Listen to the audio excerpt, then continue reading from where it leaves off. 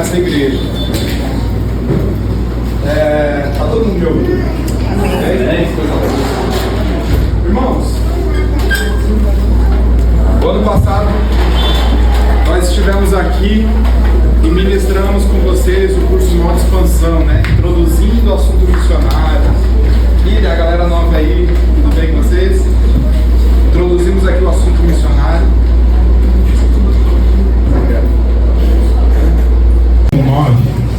Mas o irmão aí do telão, chique, né? Tela. Antigamente não tinha telão aqui não, agora tem. Vocês estão ficando chique demais. O irmão do telão vai colocar uma versão que eu vou ler. Se quiser ver isso também um pouquinho. Quero sim.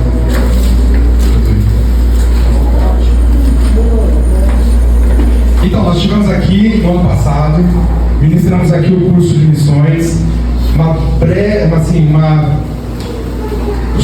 posso até arriscar dizer que foi de forma bem superficial, apesar dos assuntos serem muito profundos, né? Nós falamos aqui sobre a missão da igreja, falamos sobre a responsabilidade que nós temos de viver de forma intencional para Deus, né? Por que nós somos cristãos? Eu acredito que vocês vão lembrar disso. Nós falamos muito sobre isso aqui. Lembra que nós... E para quem não estava, os novos, nós falamos muito aqui sobre a realidade de quem nós somos diante de Deus. O que mede a nossa espiritualidade, se nós estamos conectados ao reino de Deus ou não. Se você abrir depois a sua Bíblia, no profeta Isaías, capítulo 61, você vai ver que existe uma característica muito específica ali daqueles que têm o Espírito de Deus. Então o profeta já estava falando de algo que ia acontecer de forma posterior. Jesus assume essa profecia para si e ele mesmo começa a dizer: o Espírito do Senhor está sobre mim, porque ele me ungiu para pregar as boas no curso passado. Ninguém? Lohan está nas mídias. Vamos lá, Lohan. Lohan, qual é a evidência do Espírito de Deus na vida do ser humano? Baseado no profeta Isaías. Baseado em Isaías 61. Isso. Qual uma das evidências de que nós temos o Espírito de Deus? Saiu do verso 1, mano. Tá, então vamos lá. Está sobre nós para pregoar os mãos. Os frutos? Mas que frutos? Isso, também, mas essa pode ser a parte 2. A primeira parte, eu gostaria que a Dayana falasse. Fala pra gente, Dayana. Que isso? Próximo. Amor ao próximo. Amor ao próximo. Chuchu. Gente, vocês não lembram? Quem aqui ganhou o certificado? Eu vou pedir de volta o certificado, hein? Vocês não lembram? Gente, a coisa mais importante da vida de todos nós que carregamos o Espírito de Deus, a maior evidência de que nós somos cheios do Espírito, transformação, mudança de caráter, só que a maior evidência escrita em Isaías, capítulo 61, de quem tem o Espírito de Deus. E Jesus faz questão de relembrar isso. Quer falar? Pode arriscar, tá? Pode chutar, vale a pena. Vocês não lembram? Ousadia para pregar os Vamos. mãos. Opa, palmas pra ele. Abre aí rapidinho para antes da gente ler capítulo 9 de Mateus, só para a gente relembrar. Para nós, qual é a maior evidência de alguém que é cheio do Espírito Santo, o Espírito de Deus? Ele vai dizer: o Espírito do Senhor Jeová está sobre mim. Por quê que o Espírito do Senhor Jeová está sobre mim? Olha o que o texto vai dizer: porque o Senhor me ungiu para pregar as boas novas aos mansos, e enviou-me a restaurar os contritos de coração e a proclamar liberdade aos cativos e a abertura de prisão aos presos, plantação do Senhor, para que ele seja glorificado. Versículo 4, que é muito importante para nós: e edificarão os lugares antigamente assolados e restaurarão os diante destruídos, e renovarão as cidades assoladas, destruídas de geração em geração. Em verdade, e farei um concerto eterno com eles, e a sua posteridade será conhecida entre as nações, e os seus descendentes no meio dos povos. Todos quanto os virem o conhecerão como semente bendita do Senhor. Amém? Quando Jesus resolveu se revelar, ele entrou dentro de uma sinagoga, e lá ele começou a ensinar essa palavra, e ele assumiu para si essa profecia nele. Amém? Mas foi só Jesus que pregou as boas novas? Jesus, ele é o mestre, e todo bom mestre tem o seu discípulo. Amém? E o discípulo faz o quê? O que o discípulo faz? Aprende. Se você vai fazer um curso de medicina, você vai ter um professor em determinada área. Você é uma discípula do seu professor que te ensinou. Logo, você está estudando para você aprender, para praticar a mesma coisa que você aprendeu do seu professor, não é? Então você é uma discípula do seu professor que te ensinou a matéria para você cursar na faculdade de medicina. Todos concordam? E por que nós não pregamos o Evangelho? E aí eu pergunto para vocês, qual é a maior evidência de que nós temos o Espírito de Deus? E ninguém sabe me responder, depois de ter passado pelo curso. Depois de estar quantos anos aqui na igreja, pastor? Essa igreja existe. Mas vamos para 10 anos. Depois de 10 anos plantado aqui na igreja, vindo todos os cultos, quarta-feira, domingo, o que mais? Só sexta-feira, terça-feira. E você não sabe que a maior evidência de que você tem o Espírito de Deus é que você prega o Evangelho com ousadia. Deus. E por que tem o Espírito de Deus? Para pregar o Evangelho. Você acha que quem prega o Evangelho é só o pastor que está aqui na frente com o microfone na mão? Isaías, segundo as orientações que Jesus nos dá acerca do Evangelho, que se você fala em línguas, que se você tem ministério na igreja, se você canta, se você está aqui, canta nos grupos de louvor, se você trabalha na cantina, se você toca algum instrumento, mas você não prega o Evangelho, você é uma fraude. Olha para o seu irmão e fala: se você não prega o Evangelho, você é uma fraude, você é uma vergonha. Você é uma vergonha para aquilo que nós acreditamos ser o Evangelho. O que a Bíblia prega sobre ser Evangelho, Reino de Deus. Você pode ser qualquer coisa, você pode ter uma aparência de religião, mas se você não prega com ousadia o Evangelho, tudo é em vão. Depois do curso que nós demos aqui, dia que alguém se despertou para fazer algo para pregar o Evangelho, eu vi o projeto do Lohan e vi um projeto de café social. Quem se envolveu nesses projetos? Levanta a mão. Quem são as pessoas envolvidas nesse projeto? Lohan, por que você desenvolveu essa ideia do seu projeto de jovens intercessores?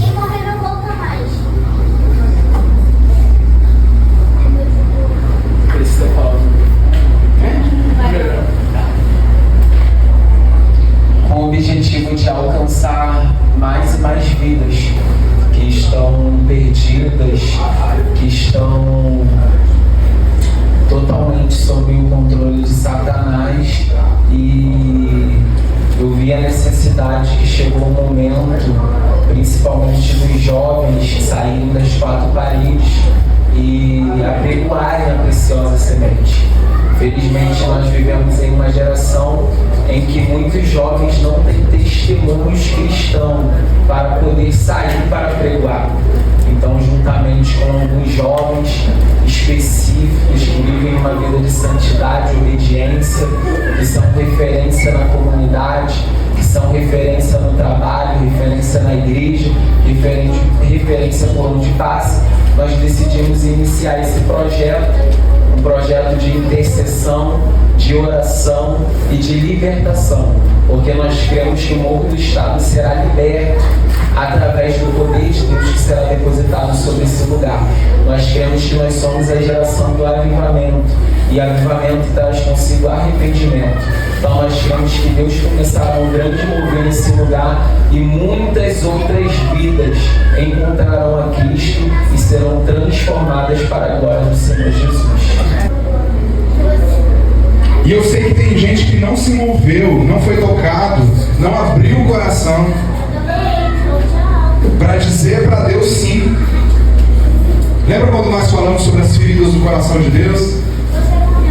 Tem gente aqui que nem sequer se comoveu em chegar diante do Senhor e perguntar para Ele o que Ele poderia fazer para poder cooperar com o que Deus está fazendo na terra.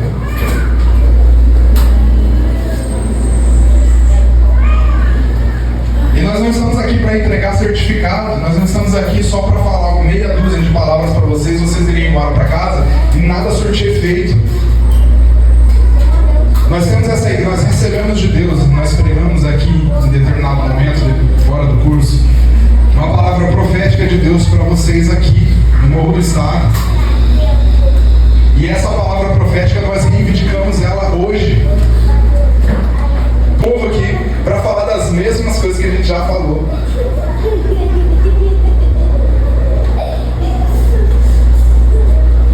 Isso é vergonhoso. Isso é vergonhoso para quem se diz cristão. Isso é vergonhoso para quem se batizou, para quem fez uma aliança com Deus.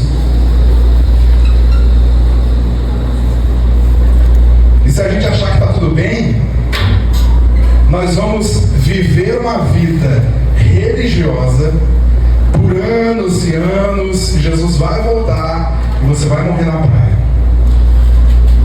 E nós subiu num barco e atravessou o mar para ir a Cafarnaum, a cidade onde morava.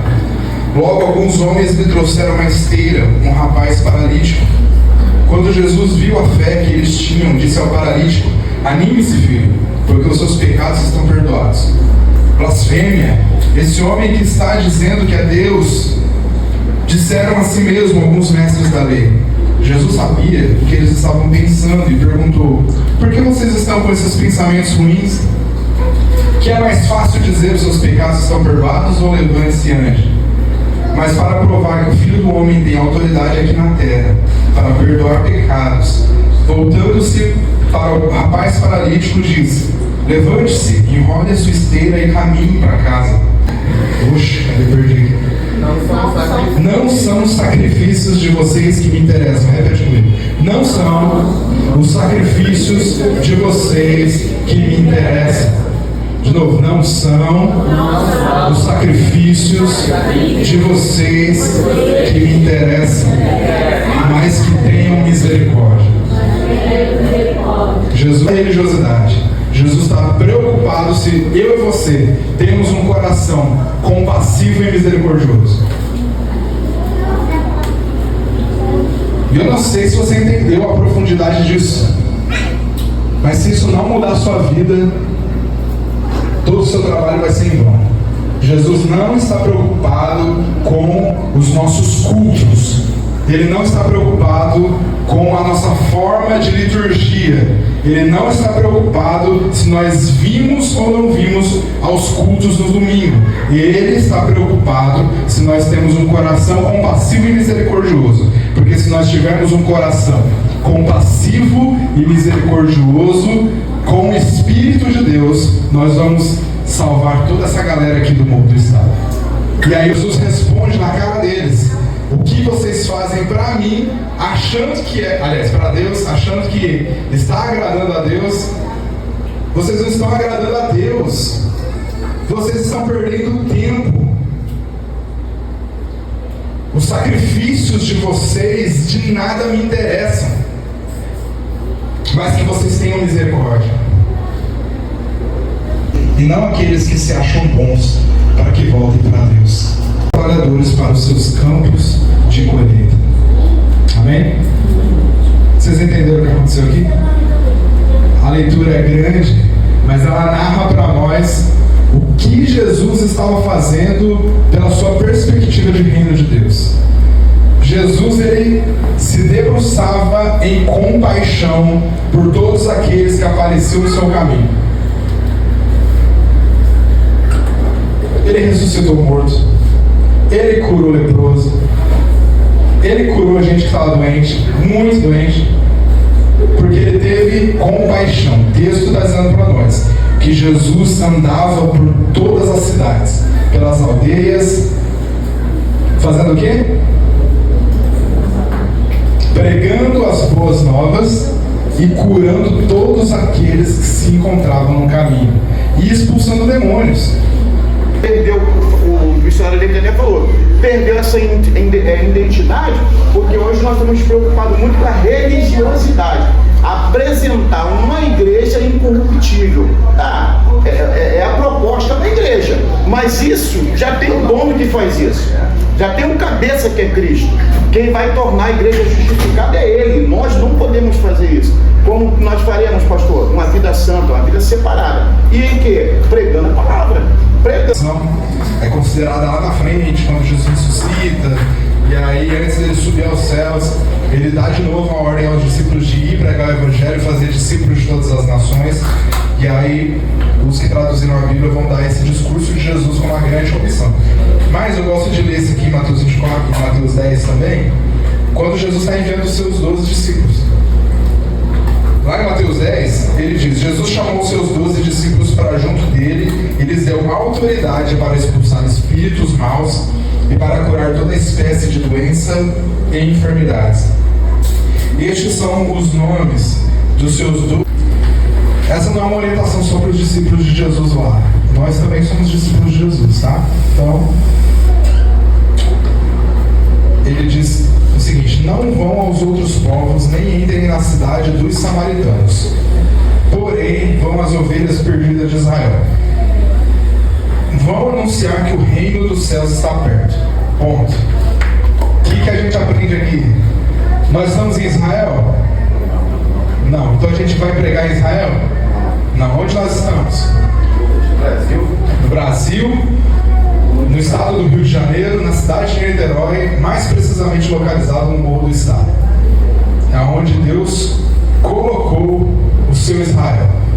Te colocou para quem? Os de casa, exatamente. Para onde vocês estão posicionados.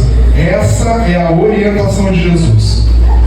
Eu respeito as pessoas que sentem vocacionadas para irem para outros países antes de fazer a missão no lugar onde elas estão, mas não é assim que a Bíblia nos orienta.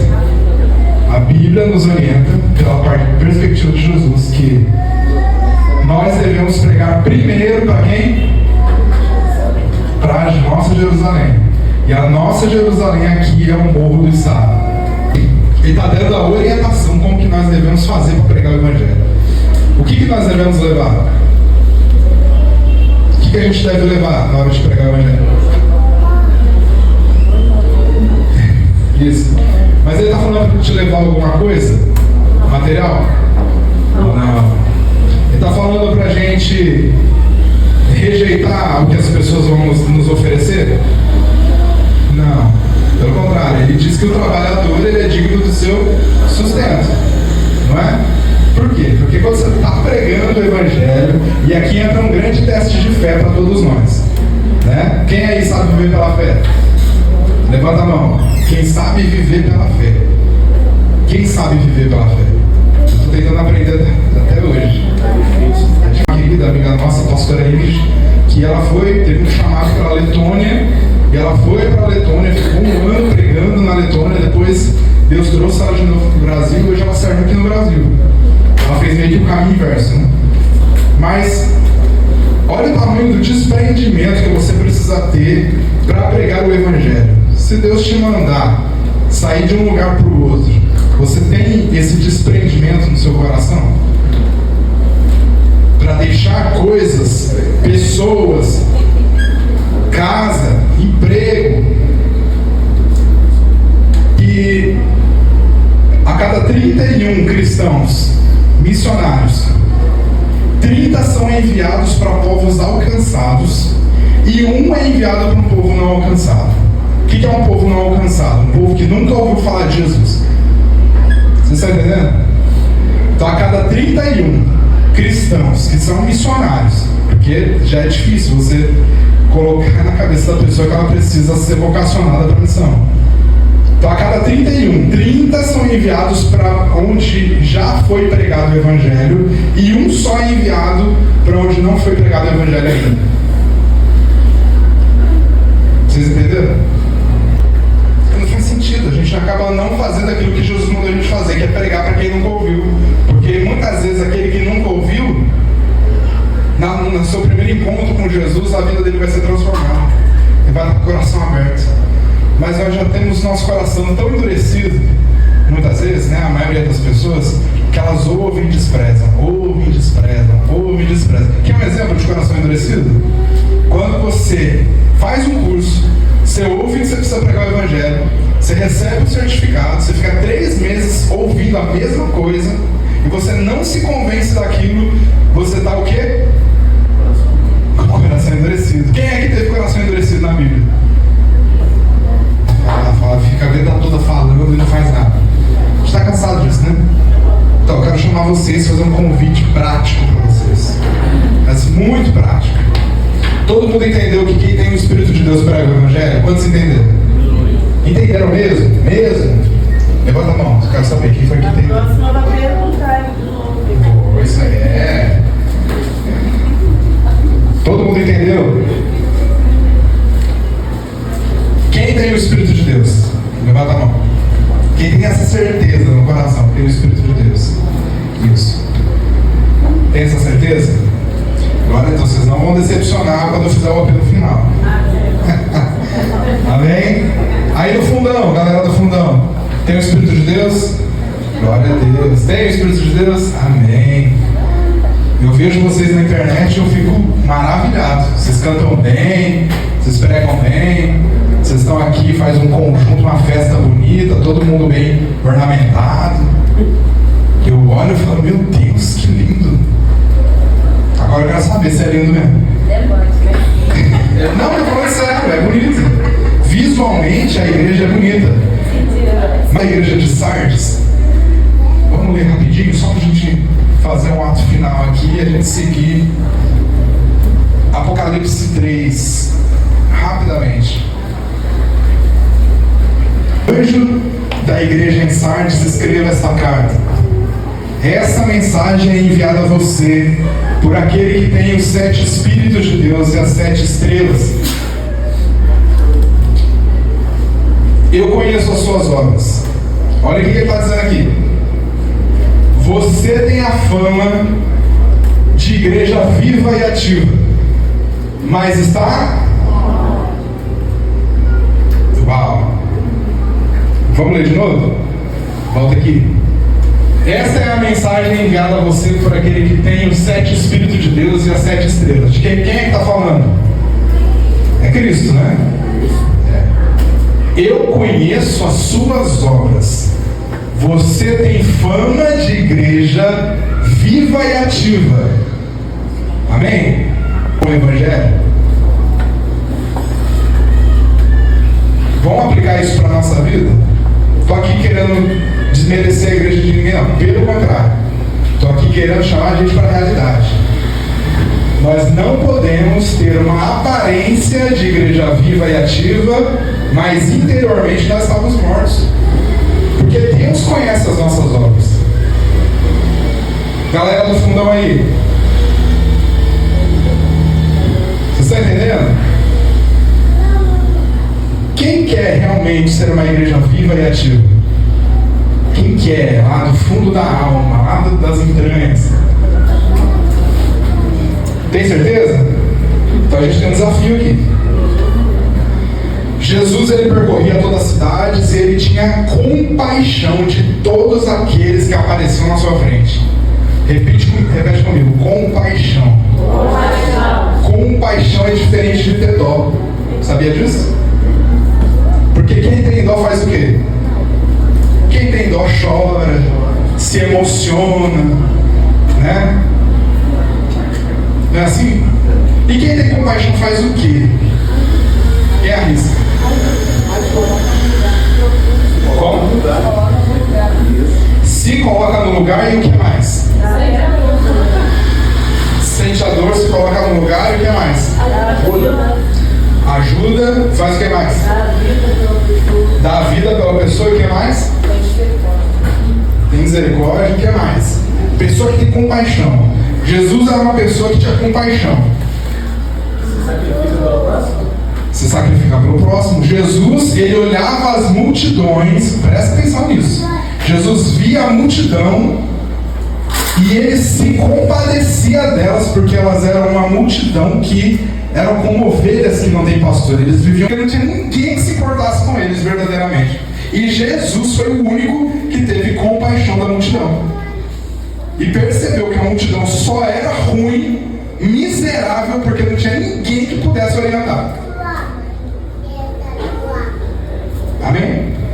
E aí você quer ter dó ou você quer ter compaixão? Decide aí no seu coração. 5 segundos.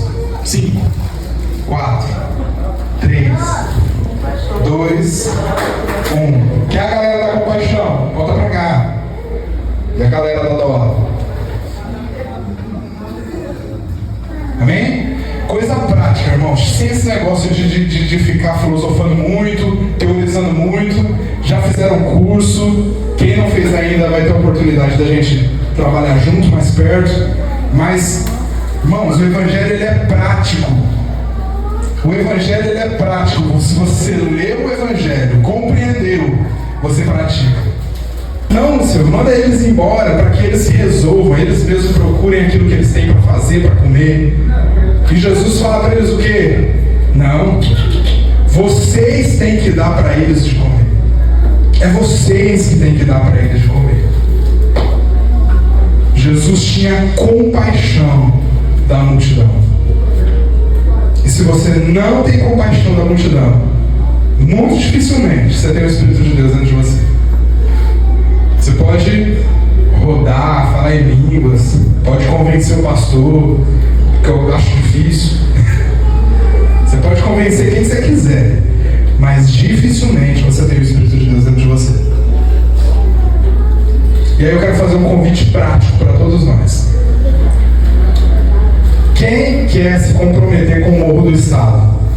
Levanta a mão, mas levanta com fé mesmo, porque sua vida nunca mais vai ser a mesma. Vem até aqui na frente. O pastor gostaria que ele viesse aqui também. Pede ali, por favor, Adriano. Pede o pessoal da fotografia para terminar o ensaio. Quem estiver no gabinete, vem para cá, por favor. Isso.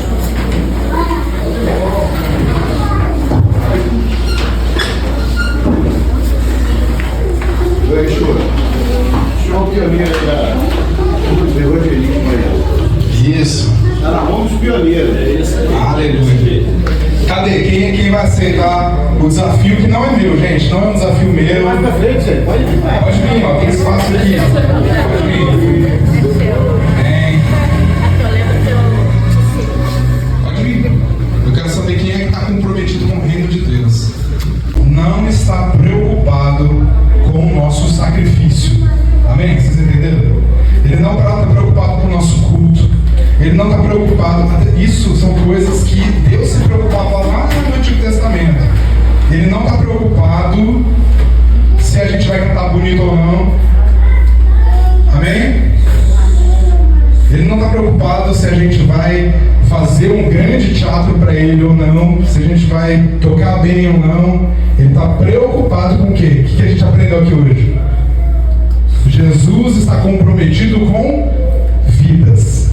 A vida vale mais. Jesus está preocupado que nós tenhamos compaixão. Mas às vezes você pode pensar, Deus, eu não tenho compaixão. Essa é a noite de Deus derramar compaixão no seu coração. Você não tem, muitas vezes eu também não tinha. Mas o Espírito de Deus, ele é fiel e ele está comprometido com a obra missionária. O Espírito de Deus é o maior interessado na multidão. Você acha mesmo que Deus não vai derramar compaixão no seu coração se você não pedir? Morro do Estado. Não é o pastor Marcos, sou eu, nem o Fabinho. É o Espírito de Deus que está movendo. Desde o ano passado, tem uma palavra profética sobre essa igreja. E a palavra diz: vão para os morros, vão para as vielas, vão para as ruas, para os becos, relacionem com as famílias.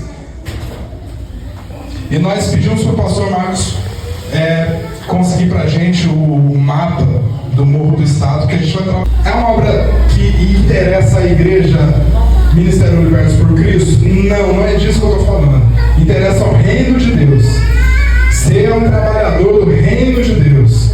Que por acaso Deus te colocou aqui, que não é muito por acaso, mas glória a Deus por isso, te colocou numa igreja que tem a ver com libertação. Uma igreja que foi vocacionada para esse projeto. Vocês estão entendendo? Então você que veio na frente, eu vou acreditar em Deus que essa aliança que você está fazendo aqui não é comigo nem com o pastor. É uma aliança que você está fazendo com o próprio Deus.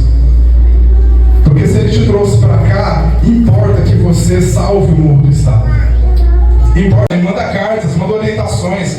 Fala ao anjo da igreja de Sardes. Fala ao anjo da igreja de Filadélfia. Fala ao anjo da igreja, escreve, para o anjo da igreja de Laodiceia.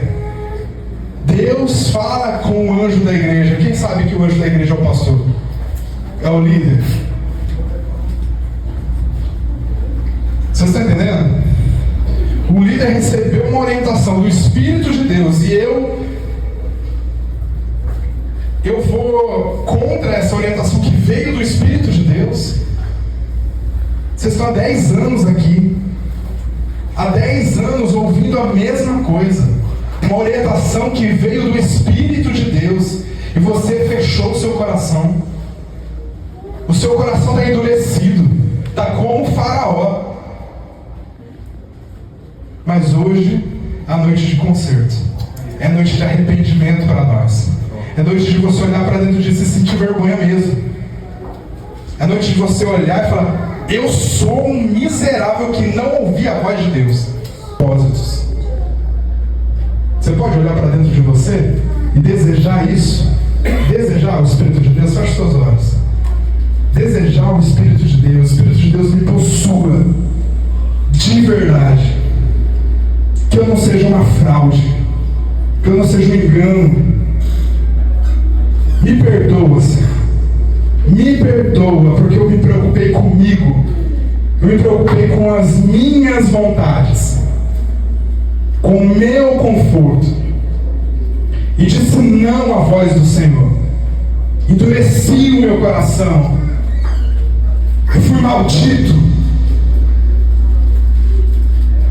Mas hoje eu volto para o Senhor. Hoje eu volto para o Senhor. Hoje eu volto para o Senhor. Acende em mim o teu fogo, Senhor. Acende em mim a tua chama. Nós cantamos: batiza-me com teu fogo. Nós cantamos: enche-me com teu Espírito. Mas para quê? Eu salve o Morro do Estado. Que o Senhor levante pessoas, desperte jovens, desperte uma multidão de gente comprometida. Que o Senhor desperte uma multidão de gente compromissada, com o coração no reino de Deus. O Morro do Estado depende da minha pregação. O Morro do Estado depende da sua pregação. O Morro do Estado é a salvação dessas vidas. Vidas que muitas vezes estão endemoniadas, vidas que estão doentes, vidas que estão mortas nos seus delitos e pecados. Depende que eu vá lá e abra minha boca em arrependimento. Senhor, nós fazemos uma aliança com o Senhor nessa noite. O céu e a terra é testemunha diante de nós que nós fazemos essa aliança, e nós vamos ocupar cada viela, nós vamos ocupar cada rua, nós vamos ocupar cada casa, Senhor. Nós vamos bater de porta em porta. Nós vamos, Senhor, não medir mais esforços para salvar o Morro do Estado. Igreja, que o seu Espírito seja derramado diante de nós e dentro de nós, para que o meu louvor ele seja um louvor verdadeiro, para que a minha obra seja uma obra verdadeira e ela não seja queimada no último dia. Você pode fazer esse concerto com o Senhor? Você pode fazer essa aliança com Deus essa noite? Disso depende a salvação do Morro do Estado. Está nas suas mãos. E nós vamos fazer isso juntos. Em nome de Jesus. Pastor, gostaria que o senhor orasse e enviasse os seus missionários para o Morro do Estado.